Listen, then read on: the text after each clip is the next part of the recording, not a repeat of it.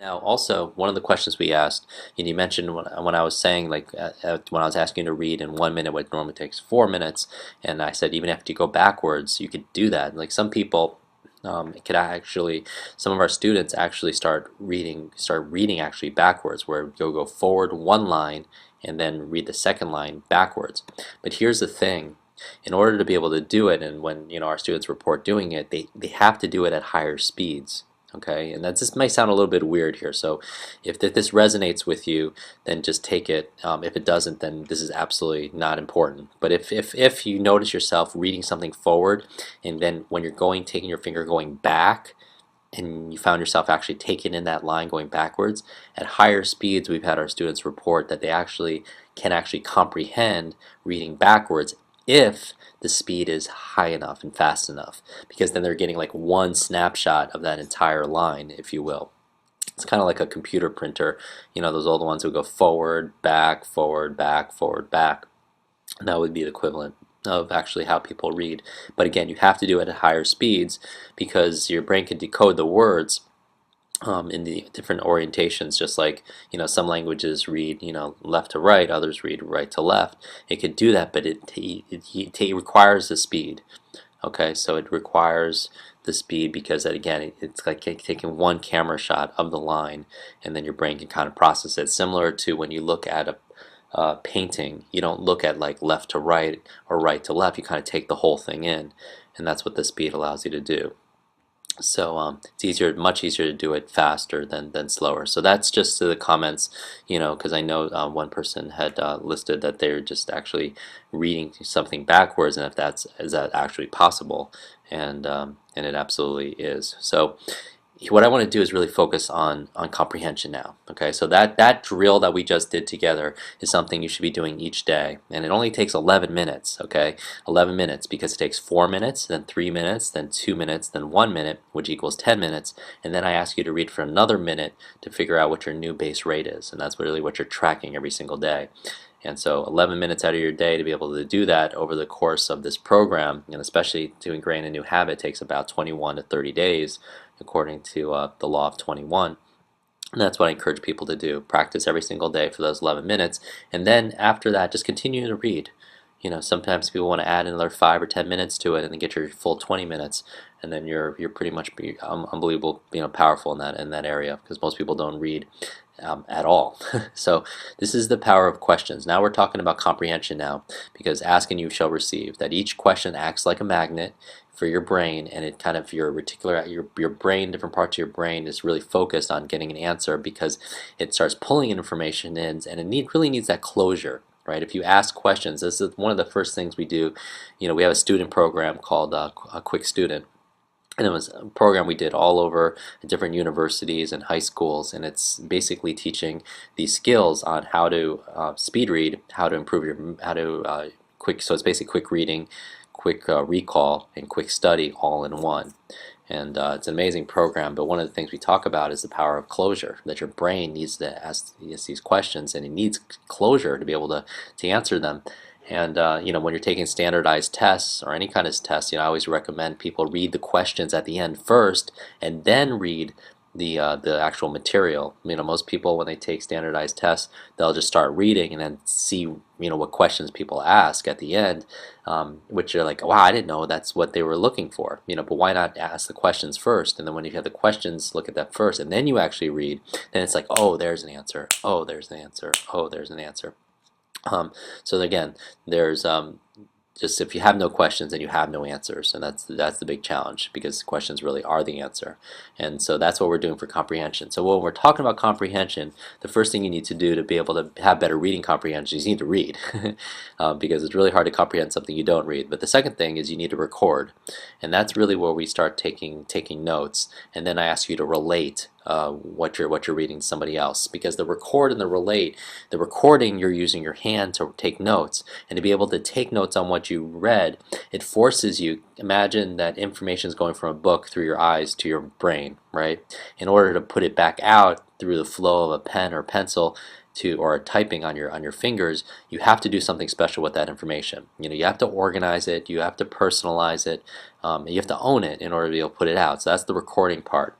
And then the relating part is actually speaking on it. And so when you're recording, you're taking notes, and you're taking notes specifically on what, who, where, and when. Okay, so these are the four W's. Obviously there are five, and there's a how, but at the very least, when you're taking notes on your fiction book, I'm going to ask you to write down, this is what's going on. You're just leaving it to the key words. Okay, so it's like, what, there's an election, right? There's a marriage, there's an epic journey, out into outer space. Whatever what is going on. The who are the main characters. So you're going to write here. Do this now on your piece of paper in your notebook. Write who you've met over the past that you just read about.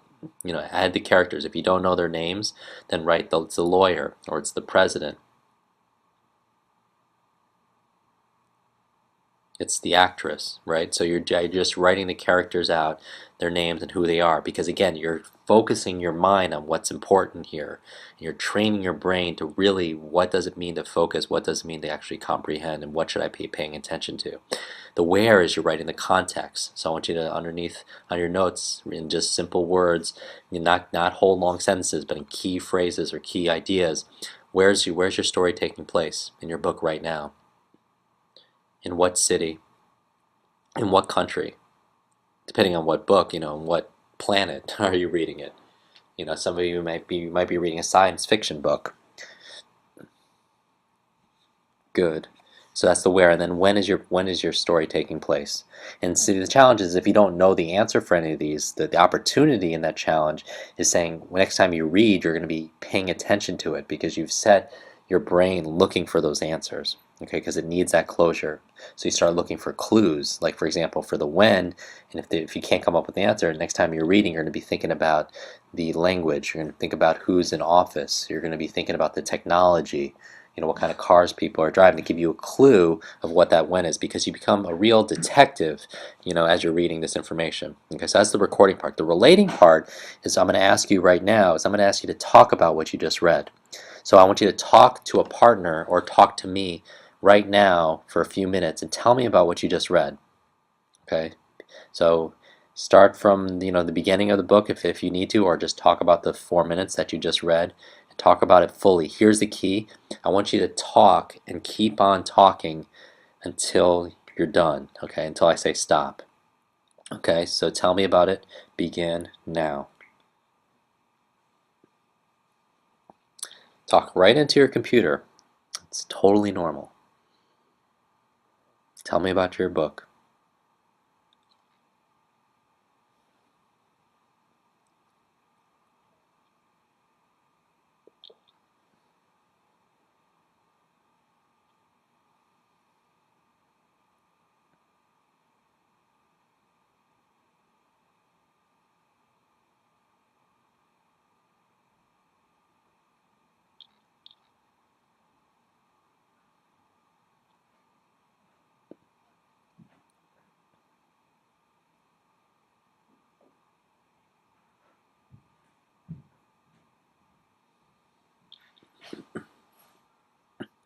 Excellent. Tell me about the characters. Who are the main characters? What's going on with them?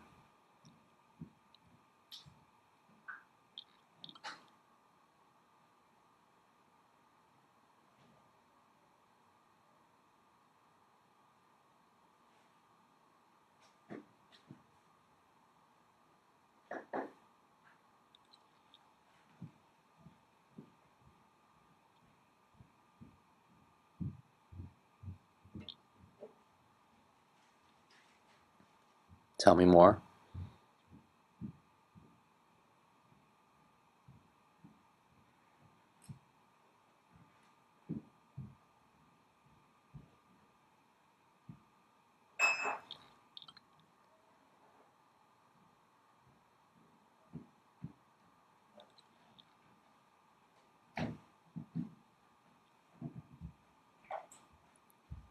Okay, and finish up. Now we didn't do a full 4 minutes here, but you get the idea of what it means to relate and be able to talk about what you read, because in order to do it, you really have to own it and really personalize it. And so that would be the exercise. So during your practice that you're going to be doing each day is you're going to read for the 11 minutes, continue reading for a little bit, and then you're going to take notes about what you just read, covering the who and the what and the where and the when, and then you're going to talk with a partner. Now the best thing to do is to talk to a live partner. That would be best. But if you don't have a live person there, then call somebody up or talk to your pet, your dog, your cat, your goldfish. Talk to your plants even. The one thing you don't want to do is you don't want to talk to yourself, meaning inside your own brain, because you have to be able to express it, to be able to articulate it, to be able to reflect on it, instead of doing it just inside your head. Because inside your head, you can just kind of go da da da, kind of skip over parts, and you're not accountable, but you have to actually verbalize it, and that's what's most important. Okay, now let's talk about newspapers. All right. You could put your book aside. If you wanted, you could grab a newspaper that's there, or if you don't have one, that's okay also. But let's talk about the power of reading newspapers. I was at an event at Warren Buffett's Berkshire Hathaway annual shareholder meeting. There was a huge, Q&A with him for hours that day, and many people know, maybe you know, that Warren Buffett is the wealthiest person in the U.S. And one of the things he was talking about during his Q&A was the power of reading, and how he reads 5 newspapers every single day, and he was talking about, the power, if you can learn techniques to be able to read faster, you could save an immense amount of time. But there's 2 keys, just talking about the real fundamentals of going through a newspaper. And these are some of the things that you do already, but I want to make them absolutely explicit. If you're not doing them, then you might want to explore that possibilities. But there's 2 keys to going through newspapers. First of all, nobody reads the whole newspaper. Very few people I've ever met in my life read every single thing, right? Because you're sorting always for information, right? So first you want to understand how newspapers are organized, and then the second thing is you want to be able to qualify what you're reading, okay? Because you're only reading information that's based on interest, right? One of the best ways of being a quick learner is to be a better filterer, meaning that you could delete certain things and not even the fastest way to read something is just not to read it at all. And that's what I mean about qualifying information, really reading, on purpose, if you will. Well, when we're talking about the organization of a newspaper, there's 3 main components, and you know this, so I'm just putting words to it or just repeating something that you already know, but just to make it explicit. The first thing is the headline, right? You're looking at a newspaper and you see that headline shout out at you, which gives you a good amount of information on what that story is actually about.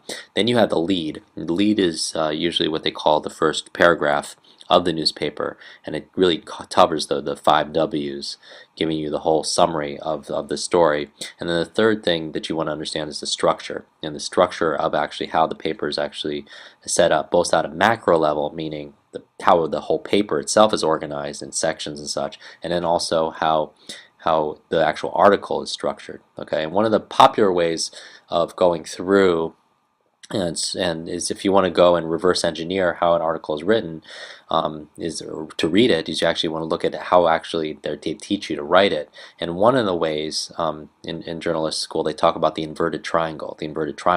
So again, this is kind of like, if you want to learn how to read a newspaper, you might want to know a little bit about how they teach people to write those articles to begin with, so you know what you're looking for. So basically, the inverted triangle, which you can see it there, you have the most newsworthy information on the top, right? Starting with the headline and the lead, and it really talks about the who, the what, the when, the where, the why, and the how. And then so you're reading the headline, you're qualifying, does this interest me, is this important to me? If it is, then you go on. If not, then you don't. And then after that, you read the lead, obviously, because that's what's going to give you the first paragraph. It's going to tell you the whole summary of this of the story. Now this is, by the way, just one example of how these articles are written. It's definitely one of the more popular ones. You read the lead, then you're kind of skimming and scanning, and you're selecting the rest of the article, and you actually increasing the speed as you progress. Because the reason why they do it, and one of the reasons potentially they write like this, is you have the summary in the beginning, you have the important details, and then you have less important information, as it goes on. And by the way, one of the reasons potentially that they do this, or one of the reasons that they have done this, is because, let's say you have a newspaper and you're the editor of the newspaper, and you're saying like, oh, all of a sudden they tell you that there's a new ad that needs to be run for this big department chain, and they need to cut your article. They're going to cut it. Where do you think they're going to cut it, in the beginning or the end? So usually towards the end, right? And so I put maybe there's less important information down below, or maybe you just don't need to know all of those minute details that might not be as newsworthy to you or important to you. So